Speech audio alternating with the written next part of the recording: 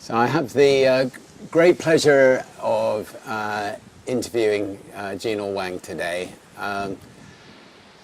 Jean has been an extraordinary woman over the last 20 years or so, running Virgin Unite, our foundation. It's not like any ordinary foundation. It's run just like we run Virgin businesses, in that we create organizations to go out and tackle big issues in the world. Jean finds teams of people to run those organizations, and then they go all out to get on top of problems. But I think before we get into all that, and before we get into the partnerships that she's built up over the years, I should start with how we met each other. I was launching a mobile phone company, well, we both were, in Australia. I hadn't met her. I arrived in Australia. I thought I was going to a press conference to launch the mobile phone company, and instead I meet Jean and she drives me out to a field outside Sydney. There's a helicopter. I think I'm getting into the helicopter, but she tells me no, I'm not, and she attaches a bungee jump to my waist. She then tells me to lay in the field. The helicopter takes off, and the next moment I'm heading into Sydney, spinning around underneath a helicopter.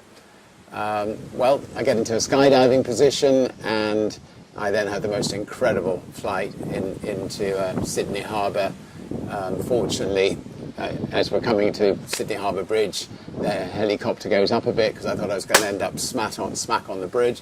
I waved to all the people below, and I arrive on top of these cages where I rescue all the people who were signed to Orange and Vodafone and other companies, and the company is born. So I had a choice of either firing her, because she rather smugly told me that she hadn't got insurance, but I wouldn't have known anyway, even if I had hit the bridge, or think that this person was pretty extraordinary. And I chose, fortunately, the latter approach, and the rest is history. But without Jean, Virgin Unite would not have grown in the way it has. She's been wonderfully entrepreneurial. She's built up incredible partnerships in all the organizations that we started, and she's even written a book about the partnerships, and I was lucky enough to participate in that book with Peter Gabriel. So how's the last 20 years been for you? Firstly, thank you for not firing me. I can remember you going up into the sky and I'm screaming, I'm so sorry we couldn't get you insurance. Ask forgiveness, but you knew that I wouldn't have been there to have to ask forgiveness, so even better. There. Yeah, and I guess I just want to start by saying a huge thank you, because I think through you I've met all these extraordinary people like the elders and the B team, and this role at Unite. I would never have had the chance in my life to sit at the feet of these people. And I think what was super cool over the years as we built the different collectives like the elders and the B team and the Carbon War Room was just seeing that, watching these people, seeing they were who they were because of the people they surrounded themselves with. And you're also a perfect example of that with your family and your friends. And so it made me become passionate about how do we build these deep connections in our lives, and then how do we ladder them up to be larger collaborations. So that's a journey I went on for the last 15 years of interviewing some of the best partnerships of our time. So over 65, including you and Peter, which was just so beautiful, that interview. I suspect, obviously, Peter and I go back a long way to the time that we signed him to our record label, Peter Gabriel and Genesis, right through to the formation of the Elders.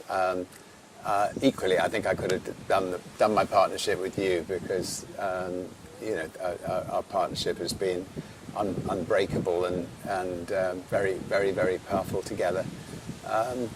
So, of all the partnerships in the book, give me an example of one or two of your absolute favourite, if you're allowed to choose a child over the other. Yeah, and I love. It was just one of the most beautiful things was just falling in love with all these partnerships. And before I tell you a couple in the book, I just again want to thank you for our partnership, because I agree with you. We're radically different in many ways, but we're also radically similar in many ways about the entrepreneurial spirit and always saying yes. And you taught me so much in life about authentically listening to people. I remember when, you may not remember this, but when we first were launching Virgin Mobile, I can remember as an executive team, we were all sitting waiting for you to come in after the launch, and we couldn't find you anywhere. And you were actually, then we found you in the customer service center. And you were sitting there listening to all the customer service reps, to the customers on the phone, and you were taking notes about what we can do better. And then you came into the exec room and shared those notes with us. And it was just this moment of clarity for me that I learned from you right away about authentically listening and really caring, and then changing things after that. So not just the listening, but taking action to change. And I think the other, I've just learned so many things. I could spend the next hour, but I promise I won't. But I think the other thing, Richard, that I learned from you is just this ability to just never think anything's impossible and just go out and be completely audacious, but do it with this sense of play. And that's something I came to you from corporate America, so I had buttoned up in a blue suit, and you just changed that completely for me and made me realize the importance of play. And to your question about two of the partnerships that I adore, one of them was actually this collective that when I started to study who actually discovered and protected the ozone layer, I thought I was going to find a political story, a scientific story, but what I didn't expect to find was a story of friendship. And it started with these two extraordinary friends, Sherwood Rowland and Mario Molina, who came together in 1974 and discovered that ozone layer was being destroyed by CFCs. And, I had the great fortune to meet Mario and have many conversations with him. And I asked him, I said, how did you weather these attacks? Because no one believed them. And it wasn't just for a day or a year, it was for a whole decade. And he just looked at me and he said, friendship. Sherry and I were so close that we were never going to stop until the world listened to this looming disaster. And then they built this extraordinary collective of friends that included people like Margaret Thatcher and Ronald Reagan and, this fiery Egyptian Mustafa Tolba, who did the Montreal Protocol. And it was just this collective of friends that really achieved that great human achievement, but we never talk about it because it wasn't that single superhero. So their story I adore. But another one that just really touched my heart was these two people, Azim Kamisa and Plez Felix. And Azim is a Muslim and was an investment banker some 20 years ago. And Plez is a Christian and was a merchant marine some 20 years ago. So they couldn't have been more different. But they came together in this deep moment of tragedy because Plez's grandson, Tony, when he was 14 years old, killed Tarek, Azim's son, who was 19 years old, in a gang prank. And, none of us would have thought badly of Azim if he had been bitter and angry, but instead he invited Plez into his small living room in San Diego, and the two healed together with their families. And 20 years later, they are best friends, and they started this foundation to stop kids from killing kids in America.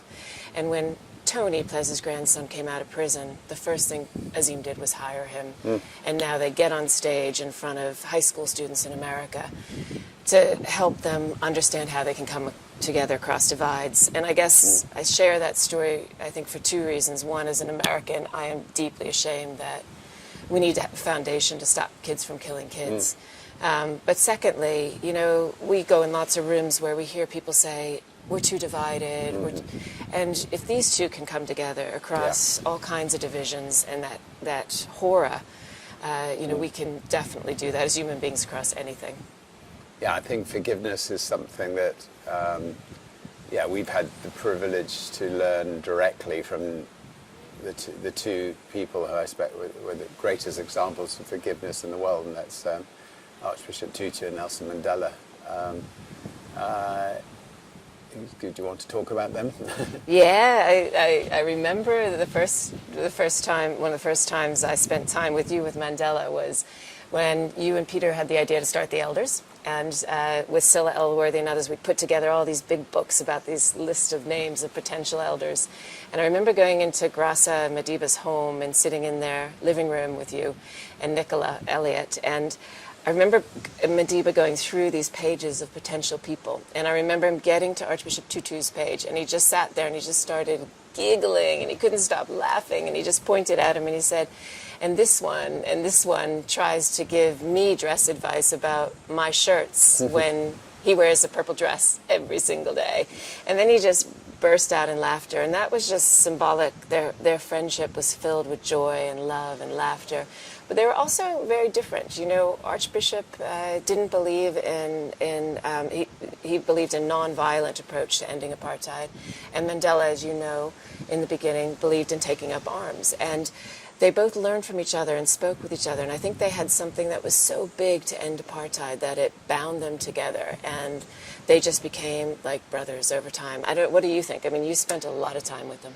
Yeah, no, I think on the forgiveness front, I would point to the Truth and Reconciliation Commission, where Archbishop Tutu, under Nelson Mandela's oversight, set up the Truth and Reconciliation Commission to have people who'd done atrocities to the black man come forward and apologize to their relatives, and they helped heal the nation. And Archbishop Tutu, always felt that there was no crime too bad not to try to forgive the other person, and that was an extraordinary example, I think, to other countries and other people in the world. And I think you do that so well, where you are willing to listen to all different sides, and I think very few people do that. And I think one thing in going through this process of interviewing these 65 partnerships, what they built these tools where they could learn to disagree without being disagreeable, and so that they could come together and have these beautiful conversations. And I remember two of them that were so radically different: Cornel West, who's very far left, and Robert George, who's very far right. And they became like brothers. And they left at the interview, the last thing they said to me was, go out and find a friend that unsettles you. And I think you do that so beautifully, of bringing different voices to the table and making sure that there's not voices missing. Yeah, I think interestingly, what I've learned in my long life is that people are not that different when it gets down to it. I mean, in America now, you think there's this horrendous divide of extremes, but actually when you sit down with somebody that you would think is a different persuasion than you, you'll find that on 80% of things you'll agree. And the 20%, most likely you don't disagree that anywhere near as violently as it's made out publicly that people disagree. So, so I think people are much more rational than is portrayed. And so I think we need to reach out and find the things we agree on, and you can be friends even if you disagree on some things. I think what one needs to realize is that a lot of the disagreements are actually because of where you were born, what TV networks you watch, what newspapers your parents read. It's that. But as human beings, there's really very little difference. So give me some other examples in the book of. Did you meet the Dalai Lama? I know you have, but you didn't manage to get him for the book, did you? No, I didn't interview him, but I certainly learned a lot from him from the time that we sat at his feet, probably some 18 years ago now. And he's someone like you who is willing to listen to everyone and to all sides. And I think it's been so interesting as I've gone through this process, Richard, because I used to put people on these pedestals and think, oh, they have all this experience, they have all these skills. But I think the biggest success in people's lives is people that learned how to partner and build these deep connections in their lives. And as we studied these large, great human achievements like protecting the ozone layer or ending apartheid or ending smallpox in India, it was always this center of deep friendships and deep connections that made something happen. And I feel like and there were people that were very different. They weren't the same. And I think we need to learn from that in the world and figure out. They called it often start and strengthen, like how do you get those groups of friends together? And I think you've done that so beautifully. If you think back on things like the Elders of the B Team or the Carbon War Room, there was always this center of like 6 or 7 people who believed so, like with the Elders, it was you and Peter to begin with, and then you kind of built that out with Mandela and Grassa. But this concept of these deep connections at the center is what makes great things happen in the world. Mandela was president, and he was told by his civil servants he wasn't allowed to meet the Dalai Lama because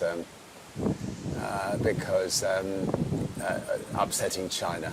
And I remember having a quiet word with him and saying, "Look, I'm in a car with the Dalai Lama. I'm coming," and he went, "Oh, something the civil servants. This will be wonderful." And I remember when we walked into his room, and then just seeing the two of them infectiously laughing together. The only thing that was missing was Archbishop Tutu, because the three of them would have been an absolute and utter treat. But 3 extraordinary people. And it's interesting, what people don't realise was that Mrs. Thatcher once called Nelson Mandela the greatest terrorist in history, and yet he ended his life by being portrayed as almost like a sainthood, like a saint, and that's interesting as well. Just how people can go from being the greatest terrorist to saint, to have sainthood status before they've died, and I think he deserved that sainthood status. I mean, he was. He had right in his side in fighting for the rights of the majority in his country, and then he did extraordinary things when he got into power. But I just love reading the book, and I love the idea of partnerships. I mean, I think we've both been very lucky with our partners, and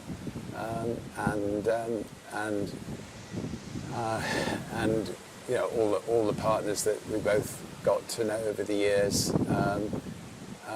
Interestingly, a lot of the elders, they're not only partners together as elders trying to resolve the conflicts and issues of the world, but they've also been really good partners with their spouses, and that's given them, I think, a lot of strength. Relationships don't always work, but it's wonderful when they do, and I think that's something one can learn through the book. Yeah, and I think it's interesting because we often put like our friendships here, our romantic partnerships here, our business partnerships here, and through this exercise of interviewing these 65 partnerships and coding all their wisdom, it was really interesting to see how the commonalities, the patterns of how you build these great partnerships, no matter what aspect of your life they're in. And your point about Mandela, I think, is an important one, because one of the things that one of the partners said again and again is that one of the biggest enemies to forgiveness and a good life is judgment. And I think so often we make judgments on people before we have the chance to really get to know them and build those deep connections with people that are different than us. And I feel like in the world right now, we need that more than ever. And also just being honest and transparent that we're all going to have disagreements, but how do you turn those moments into moments of celebration and learning? And I'll never forget Archbishop Tutu once. We were in the sessions when we were shaping the elders. Remember that 3 weeks that we had. And I remember that we were in the session, and President and Rosalind Carter were there, and Archbishop Tutu. And President and Rosalind Carter were having a disagreement. And I remember Archbishop Tutu standing up and saying, "Okay, we're going to do a truth and reconciliation moment right now." And just having this really honest, beautiful, transparent conversation that brought them back together again and brought the whole room together. And I think we need to figure out how we get to that place again as human beings, because we feel so fearful and divided right now. So the rule is that you need Archbishop Tutu in your living room every time you have a disagreement with your partner. But he'll be there. He'll be there. He'll definitely be there in spirit, and you can think of him as being there in your room. Anyway, if you've enjoyed the conversation and want to learn more, the book's called Partnering, and all I can say is it's well worth a read. I think it'll be very, very inspirational, and best of luck to you in all your partnering moments in life. Thank you. Thanks, Jean. Thank you, Richard. Thanks.